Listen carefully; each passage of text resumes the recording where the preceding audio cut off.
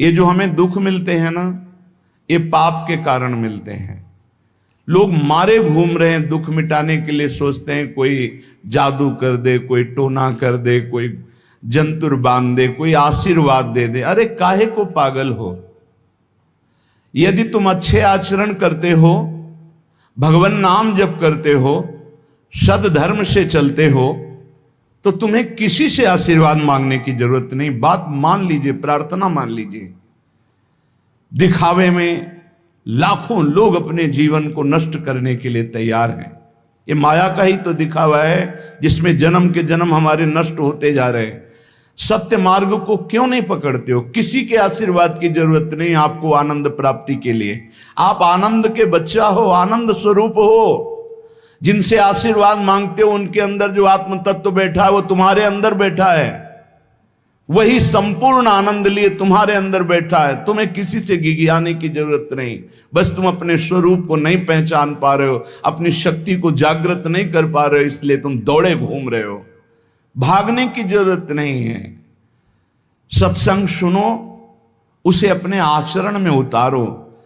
ये बात आप कागज में लिख लो, चाहे दिमाग में लिख लो। जब तक आपके आचरण शुद्ध नहीं होंगे, जब तक आप भजन नहीं करोगे, जब तक आप दूसरों को सुख नहीं दोगे, मन वचन कर्म से किसी को भी दुख नहीं पहुंचाना, तब तक आप भागे। और यहां से लेकर ब्रह्मलोक तक अगर आपको सुख मिल जाए तो बता देना।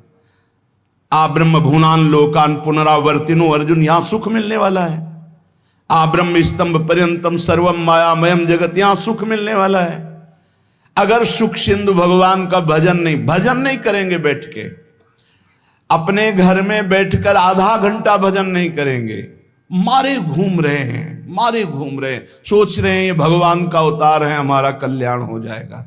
ए भाई, जब भगवान वास्तविक अवतार लिए और जो भजन नहीं किए उनका भी कल्याण नहीं हुआ।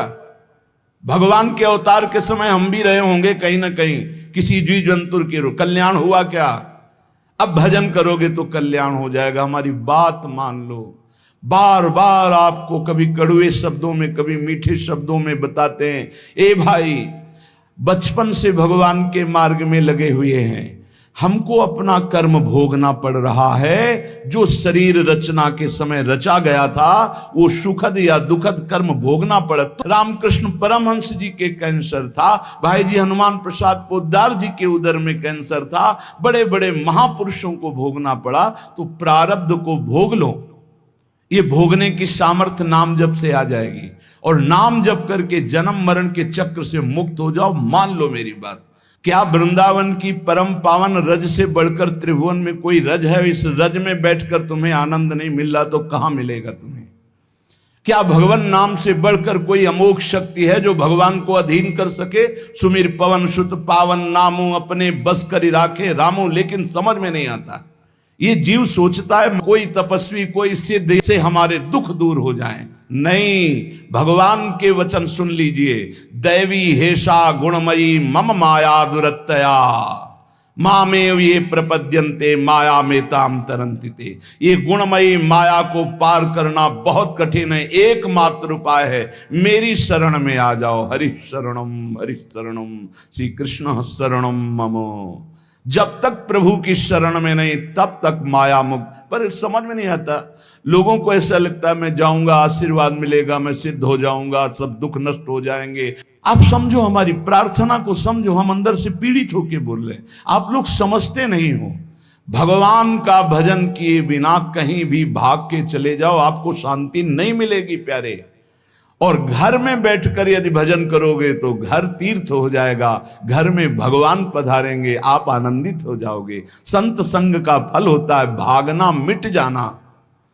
सत्संगति संस्कृति कर अंता, ये जो जन्म मरण का भागना ये मिट जाएगा। ये छोटे मोटे भागने से, शब्द सुना, मनन किया, आचरण में लग गए। कभी महीना 2 महीना में अगर संयोग बना तो हम बैठ के सत्संग सुन रहे हैं, नहीं तो हमारे पास यंत्र है, हम रोज उससे नवीन उत्साह प्राप्त करें भगवत मार्ग में चलने का। जब मिले तब दर्शन कर लिए, नहीं तो हम उनकी आज्ञा पर चल रहे हैं तो हमारा सदैव सानिध्य है। भागने की जरूरत नहीं। नहीं भाई नहीं, थोड़ा चैन लो, थोड़ा शांति लो, भागने की जरूरत नहीं है। अंदर से भगवान को सुमिरन करने की जरूरत है। थोड़ा संयम में आओ। जिसको देखो मनमानी आचरण कर रहा है, सोचता है कोई संत महात्मा आशीर्वाद दे देंगे, तो तुम्हें संत महात्मा मिलेंगे ही नहीं। तुम करोगे पापाचरण तो संत महात्माओं का सानिध्य ही नहीं मिलेगा। पापवंत कर सहज स्वभाव, भजन मूर्ति भावन काऊ, जो पे दुष्ट हृदय सोई होई, मोरे सन्मुख आओ की सोई। अच्छे आचरण करो, घर बैठे महात्मा मिल जाएंगे, कोई आ जाएंगे ऐसे, तुम्हें कृतार्थ कर जाएंगे। कहीं तुम भेज दिए जाओगे जिनके वचन से तुम कृतार्थ हो जाओगे। हमारी प्रार्थना को मानिए, अपने इस अमूल्य मानव जीवन को कूड़ा करकट की तरह मत नष्ट कीजिए। श्रीपाद कह रहे, नेत्रे उत्पाटित सपदि स्त्री क्षणे लालसा चेत। यदि ये गंदी लालसाएं उत्पन्न हो रही हैं तो थोड़ा शासन में लाओ अपनी इंद्रियों को, छूट मत दो। बहुत जीवन व्यर्थ कर दिया इन इंद्रियों ने, अब सावधान हो जाओ। तुम स्वतंत्र सिंहवत जीवन व्यतीत करने के लिए मानव जीवन प्रकट किए भगवान ने तुम्हारा। तुम इंद्रियों के गुलाम होकर, मन के गुलाम होकर, भोगों के गुलाम होकर के जीने के लिए नहीं आए हो मनुष्य देह में। देवता तरसते हैं इस मानव देह के लिए। क्यों? क्योंकि साधन धाम मोक्ष कर द्वारा, इसे साधना करके हम जीवन मुक्त महापुरुष हो सकते हैं। लेकिन नहीं, बस कोई ऐसा कुछ कर दे जिससे हमारा पति बन जाए, कोई ऐसा कर दे कि हम स्वस्थ हों, को भोग भोगें, कोई ऐसा कर दे सारी झंझटें मिट जाएं। अरे औरों की तो बात जाने दो, भगवान जिनके घर में अवतरित हुए आप वहां दृष्टि डालिए।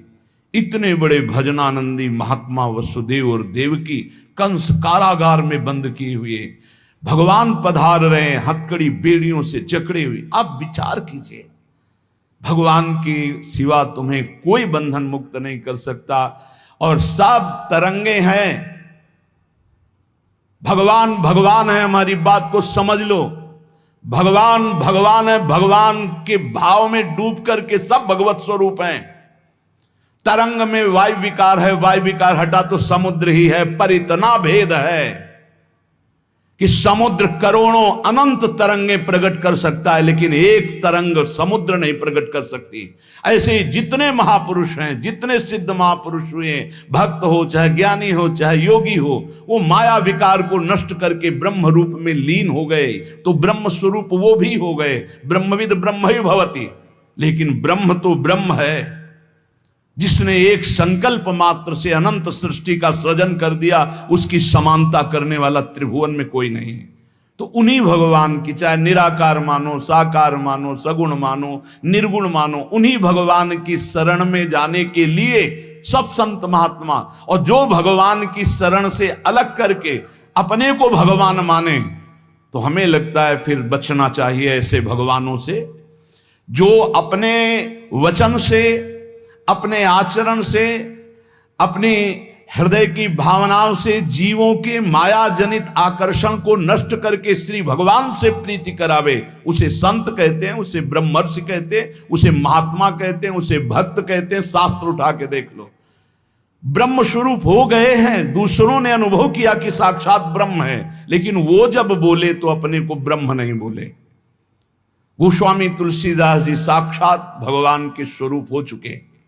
वो क्या कह रहे हैं? जो मैं अपने अवगुण कहूं, बाढ़े कथा पार नहीं लहूं, ताते मैं कछु अलप बखाने, थोड़े महू समुझे सयाने। कह रहे मैं अपने अवगुणों की यदि कथा कहूं तो ग्रंथ भर जाएगा। थोड़े बता दिए हैं कि मैं अवगुणी हूं, इसमें जो विवेकी जन हैं वो समझ पाएंगे मेरी बात को।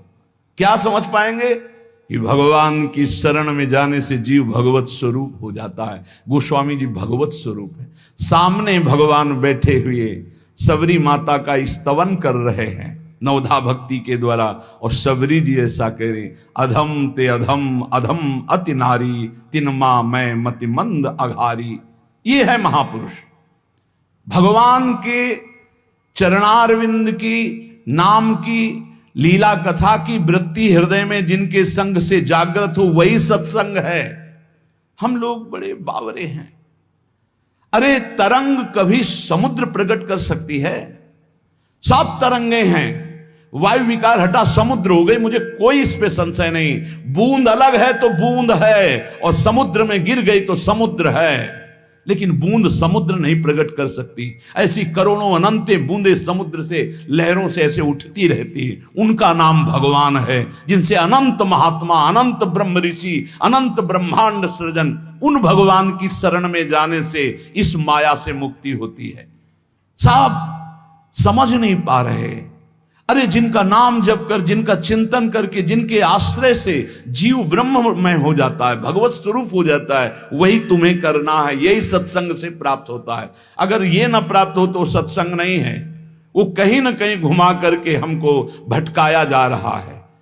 भगवान भगवान है, वही सबके हृदय में है। जो हृदयस्थ भगवान में तन्मय हो गया, उसमें और भगवान में अंतर नहीं, बिल्कुल मुझे संशय नहीं। पर भगवान भगवान हैं, इतना समझना पड़ेगा। उनके स्थान में कोई नहीं है, उनके समान कोई नहीं है, फिर उनसे बड़ा कौन हो सकता है? ये भोले भाले जीव समझते नहीं, भागे घूम रहे। उन्हीं भगवान का नाम जप करो, चीख चीख के कहते हर प्रश्न का उत्तर नाम है। अगर नाम जप करके देखो तो प्रश्न ही नहीं रह जाएगा, सब समाधान हो जाएंगे। और भागे घूमे तो कभी प्रश्न की कभी शांति नहीं होगी, संशय पर संशय उठता चला जाएगा। श्रीपाद कह रहे हैं, यदि हमारी इंद्रियां कुमार्गगामी हो रही तो हमें शासन में लेना चाहिए। शासन में नहीं लोगे तो शासन तुम्हें शासन में ले लेगा। 2 शासन है, एक है राष्ट्रीय शासन, एक है भागवतिक शासन। भागवतिक शासन जब लेगा तो फिर कोई बचा नहीं सकता, इसलिए अभी अवसर है, निकल चलो, निकल चलो। भागने की कहीं जरूरत नहीं, किसी से आशीर्वाद नहीं मिलेगा। कब होगा? हम कह रहे राधा राधा जपो, अगर कल्याण ना हो जाए तो हमें बता देना। भगवान अर्जुन से क्या कह रहे हैं? सामने अर्जुन जी खड़े हैं, कह रहे हैं तुम मुझे तभी अनुभव कर पाओगे जब अनन्य चेता सततम यो माम स्मृति नित्य सा तस्याम सुलभा पार्थ। सामने खड़े हो, कह रहे सुलभ नहीं हूं मैं, सुलभ उनके लिए हूं जो मेरा अनन्य भजन करते हैं, अनन्य चिंतन कर। पकड़ी नहीं पा रहे, लाख सत्संग सुन रहे, पकड़ी नहीं पा रहे। बिल्कुल नहीं, ऐसे नहीं हो। थोड़ा विवेकवान हो, मनुष्य जीवन मिला है। ऐसा नहीं कि कोई तुम्हें प्रलोभन दे दे तो हम तुम्हारे रोग नष्ट कर देंगे, हम तुम्हें सिद्ध कर देंगे, हम तुम्हें धनी बना देंगे। हम कहते हैं कि हो सकता है 1000 जाते हैं, उनमें से 100 लोग ठीक हो गए हों। कैसे? पूर्व का पुण्य 100 का तुक्का लगा और ठीक हो गए। वो कहते हैं कि मैं कसम खा के कहता हूं मैं ठीक हो गया हूं। हम बिल्कुल 100% मानते ठीक हो गए, लेकिन उसके प्रताप से नहीं, आप अपने पुण्य प्रताप से ठीक हो गए। आपके ठीक होने का समय आ गया है, इसलिए आपका तुक्का लगा, आप गए, यश उसको मिल गया और आपका काम बन गया। हमारी बात को समझो। अपने लोग बहुत शास्त्र सम्मत, बहुत उसको सुलझ कर भगवत मार्ग को चल करके आपको बोल रहे हैं। अगर इन कर्मों को मिटाने के लिए जो हमारे शास्त्र बने हुए हैं उनके सिद्धांत के अनुसार चला जाए तो मिटा दिया जाएगा। लेकिन जब मिटाने की सामर्थ्य आती है तब लगता है अब इसको रख के क्या करेंगे, हमारे को तो प्रभु के पास जाना है, हमें तो दिव्य भाव देह प्राप्त है, हमें अपने स्वामी, अब इस शरीर का क्या करेंगे। तो जैसे सांप अपनी केचुल से संबंध नहीं रखता, ऐसे महापुरुष अपने शरीर से संबंध नहीं रखते। आप हमारी बात को समझ नहीं पा रहे, भटकते घूम रहे हैं, मारे घूम रहे हैं, क्लेश, अशांति, नाना प्रकार के दुख। अरे भाई, भगवान की शरणागति प्रतिपल परमानंद प्रदान करती है। क्यों नहीं शरण में हो जाते?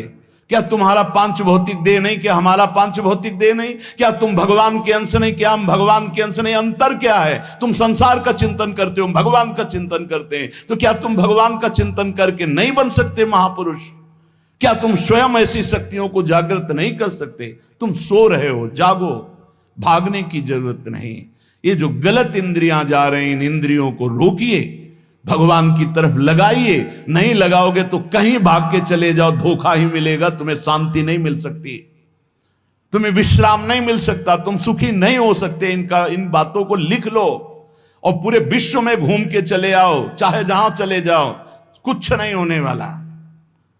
मारे मारे केवल घूमते रहो, समय बर्बाद करते रहो। वही समय एकांत में बैठकर राम कृष्ण हरि बोलो, राधा बोलो, अभी आनंद आ जाएगा।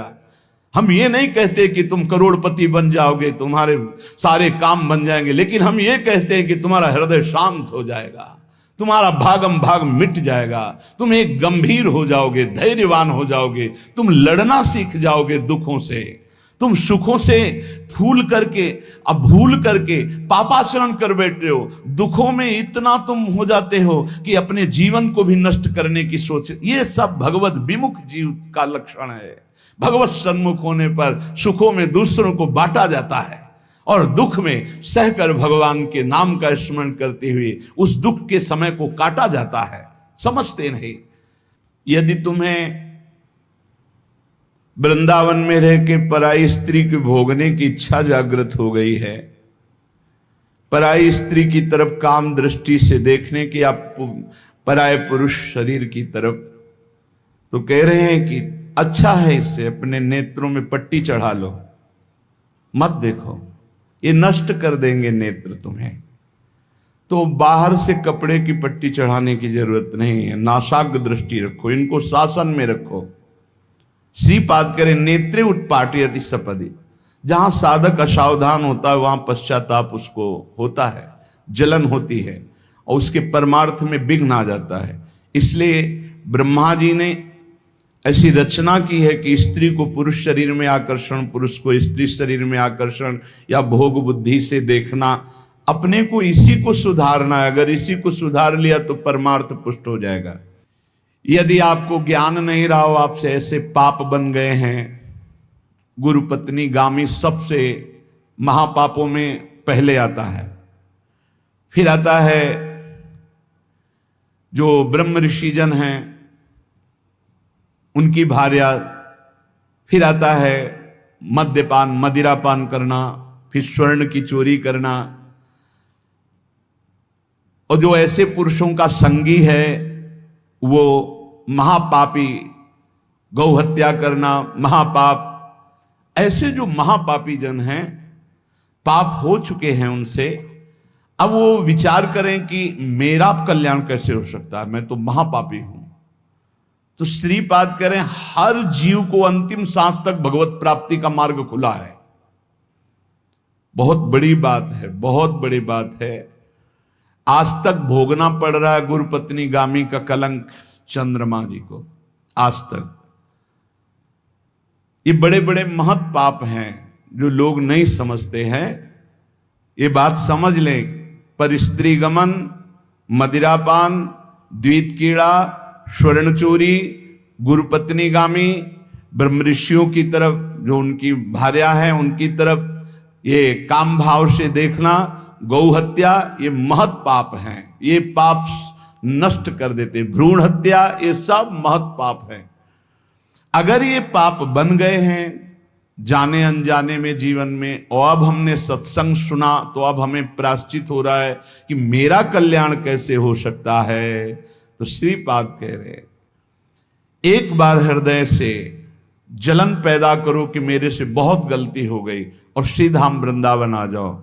वृंदावन की परिक्रमा करो, रज में लोटो, रसिकों का संग करो। ये नियम ले लो कि अब जीवन में कभी पाप नहीं करेंगे, और नाम जपना शुरू कर दो। तो कह रहे हैं निश्चय सुनिर्वाही महाधार्मिका, निश्चित वो धार्मिक हो जाएगा, उसके सारे पाप नष्ट हो जाएंगे और भगवत प्राप्ति कर लेगा इसी जन्म में। भगवत प्राप्ति आखिरी सांस तक हो सकती है।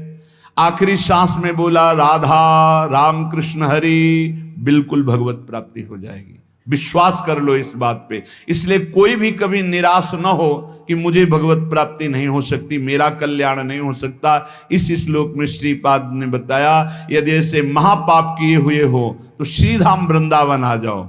धाम है भगवान का, निज धाम है। जो बड़े बड़े तीर्थों के अवगाहन से पाप नष्ट नहीं होते, जो कि महापाप कहलाते हैं, वो धाम में रज में लौटने से, परिक्रमा करने से, नाम कीर्तन करने से, सत्संग सुनकर सतमार्ग में चलने से। कह रहे हैं निश्चय सुनिर्वाही महाधार्मिका, निश्चय उसके सारे पाप नष्ट हो जाएंगे और वो धार्मिक ही नहीं महाधार्मिक हो जाएगा। यदि ऐसा पुरुष है, ऊपर के श्लोक में जो बताया महापापी, अब कह रहे हैं अगर ऐसा पुरुष है कि कभी धर्म की चर्चा ही नहीं सुनी। जो सदैव अधर्म में ही ग्रस्त रहा है और इतना नीच है कि पापी लोग भी उसकी निंदा करते हैं। कुछ पाप ऐसे होते हैं जिनकी पापी लोग भी निंदा करते हैं। जैसे जेल कोई जाता है, हमें बताया गया है, तो उनमें कैदी लोग पूछते हैं क्या करके आया है, वो बताया गया कि भाई ये राष्ट्र रक्षा के लिए ऐसा ऐसा किया, पर अधिकार नहीं था, तो अनाधिकार चेष्टा में इसने अपने समाज की रक्षा के लिए ऐसे ऐसे किसी ऐसे उपद्रवी को मारा। तो हाथ मिलाते हैं उसको सम, ये काहे क्या है, बोले अपनी बेटी के साथ ऐसा गंदा आचरण कर। तो बोले वहां के कैदी भी गुस्सा होकर उस पर दृष्टि रखते हैं, उसे घृणित दृष्टि से देखते हैं। तो यहां कह रहे हैं जो धर्म की वार्ता नहीं जानता, अधर्म से ग्रसित रहा है, और नीच पुरुष पापी लोग भी उस पर क्रोध दृष्टि से देखते हैं कि बहुत ही नीच है ये। ऐसे खोट कर्म करने वाला समाज से जो बहिष्कृत हो चुका है और निश्चित हो चुका है कि अब इसकी दुर्गति पक्की है, उसके लिए भी एक चांस है। बोले निजोरु कृपया शांत्या च वृंदावनम स्वस्मिन नामृत चेत ददाति वसतिम धन्योस्ति वृंदावने। बोले निज कृपा से वृंदावन उसको पावन कर सकता है यदि वह करके ये जीवन भर का नियम ले ले कि अब मरूंगा तो इसी रज में वृंदावन से कभी बाहर नहीं जाऊंगा, तो असीम कृपावान प्रिया प्रीतम का निज धाम ये उसके सारे पापों को नष्ट करके उसे धन्य कर, धन्योस्ति वृंदावने, उसे धन्य बना देगा। पहले में महापापों का वर्णन किया, दूसरे में नीच आचरण करने वाला अधर्मी जो सबसे ज्यादा तिरस्कृत है, वो भी अगर श्रीधाम वृंदावन में आमरण वास स्वीकार कर ले कि अब वृंदावन, वैसे तो मैं बहुत पापी नीच हूं पर अब वृंदावन को नहीं छोड़ सकता, आजीवन वृंदावन वास करूंगा चाहे जितना कष्ट मिले, तो श्रीपाद कह रहे हैं चेत ददाति वसतिम धन्योस्ति वृंदावने। वो वृंदावन वास स्वीकार करने के कारण वृंदावन की कृपा से निष्पाप होकर धन्योस्ति, धन्य हो जाएगा, अर्थात उसको भी भगवत प्राप्ति हो जाएगी। देखो जब आनंद मिलेगा तब मन पंगु हो जाएगा। जैसे भौरे में बहुत बड़ी ताकत है कि चाहे जितना मजबूत काठ हो वो बड़े मौज से खेलते खेलते उसमें छेद कर देगा। जब कमल की पराग वृत्ति में वो पहुंचता है तो थोड़ा सा भी पराग को धक्का न लगे, शांत होकर बैठ जाता है, चाहे जीवन खोना पड़े वो कमल की पंखुड़ी को नहीं काटता।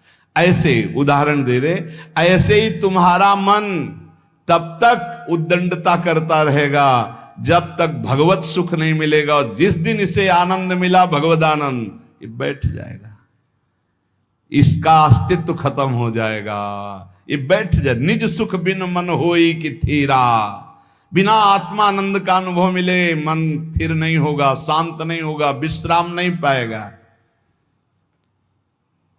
भौरे का दृष्टांत देकर के मन को समझा रहे कि मन भौरा है, भटक रहा है विविध भोगों में, बड़ा मजबूत है, बलशाली है, लेकिन ये तभी निर्बल बनेगा जैसे भौरा कमल में आ जाता है तो वहां अपना बल खो देता है। ऐसे ही श्री हरि चरणारविंद, हरि नाम, भगवद आश्रय, भगवत भक्ति, इसी में मन आनंद को प्राप्त होगा। तो आपको कहीं भागने की जरूरत नहीं। आपने सुना कि जंगल में भागने से क्या होगा, जल पीने से क्या होगा, फलाहार रहने से क्या, शांति से अपने घर को ठाकुर जी का मंदिर मान लो, खूब नाम कीर्तन करो, भगवत चर्चा करो, भगवान का सुमिरन करते हुए जीवन व्यतीत करो, इधर भी सुखी परलोक में भी सुखी। किसी से आशीर्वाद मांगने की जरूरत नहीं, दौड़ने भागने की जरूरत नहीं, हाहाकार मचाने की जरूरत। ये बहुत आनंद का जीवन है मानो दे, बस सुलझ जाओ, शांत हो जाओ, जहां तुम हो वहीं सब ठीक है। जो मिल जाए, रूखा सूखा फल है, अन्न है, जल है, जो मिल जाए, प्राण पोषण करो, भगवान का चिंतन करो, सद आचरण करो, बड़ा आनंद में जीवन होगा। लेकिन आनंद से जीने के लिए असद आचरण करते हो, पापाचरण करते हो, आनंद की खोज में। कहां पापाचरण में आनंद है? इसलिए सद आचरण में आ जाओ, भगवद आश्रित हो जाओ, खूब नाम जप करो। भगवान मंगल भवन है, इस गेम से निकाल देंगे। बहुत बड़ा एक गेम है, बहुत बड़ा गेम है। जीतते जीतते हार जाओ, हारते हारते जीत जाओ। तो हम तो जीत गए। नागरी दास ही जन्म जितायो, बलिहारी बलिहारी हमारी सबही बात सुधारी। कृपा करी श्री कुंज बिहारी, अरसी कुंज बिहारी हमारी सबही बात सुधारी। राख्यो अपने वृंदावन मां, बस खास बात बल गई। नहीं, आप क्या समझते हो? हाहाकार मचा हुआ, तांडव मचा हुआ माया का। ये तो धाम है, इसके प्रभाव से आप बिल्कुल शांत आनंदमय हो। धूल भरी आंधी दूर से निकल रही। नहीं तो आप संसार में देखो, सतोगुण रजोगुण तमोगुण 3 गुण है। सतोगुण तो कहीं कहीं नहीं, रजो और तमो की तांडव वृत्ति मची हुई है। जहां कहीं भगवत चर्चा, भगवत नाम कीर्तन, भगवत गुण, बहुत विक्षेप माया डालती है। इसलिए खूब नाम जप करो, इसी जन्म में भगवत प्राप्ति कर लो, दोबारा इस कलयुग में जन्म ना हो। पक्का ऐसा भजन करो कि आगे अब देखते जाओ। अरे भाई, बड़ा आश्चर्यमय समय, बड़ा आश्चर्यमय समय है। अभी तो कुछ है नहीं, अभी तो बबुआ है कलयुग, घुटने के बल चल रहा है। थोड़ा खड़ा होने दो, फिर ताल ठोकने दो। 4,32,000, अभी तो 32,000 नहीं पूरे हुए, थोड़ा 1,00,000 1,50,000 लाख पूरे होने दो, फिर इसका है, उसका अपना राज्य है। इसलिए कलयुग के दोषों से बचने के लिए, माया के प्रभाव से मुक्त होने के लिए, समस्त दुखों का नाश करने के लिए समर्थ है भगवान नाम। खूब नाम जप करो, नाम कीर्तन करो, भगवत चर्चा करो, इसके सिवा कोई उपाय नहीं है। जहां और कुछ उपाय बताया जाए तो भटकाव है। हमारी प्रार्थना मान लीजिए, निस्वार्थ बात आपसे कह रहे हैं, आपके मंगल के लिए कह रहे हैं, शास्त्र सम्मत कह रहे हैं। पहले से भगवान व्यासदेव जी ने लिख दिया है, कृतयुगे ध्यायते विष्णु, त्रेतायाम यजते मखई, द्वापरै परिचर्यायाम, कलौ तद्धरि कीर्तनात्। कलौ नास्तेव नास्तेव गतिरन्यथा। कलयुग में कोई और गति और गति और गति नहीं है। हरे नाम हरे नाम हरे नाम केवलम, केवल हरि का नाम, केवल भगवत नाम है। इसलिए खूब नाम कीर्तन, नाम जप, भगवत चर्चा, जीवन सार्थक। शेष चर्चा आगे। श्री राधा वल्लभ लाल की।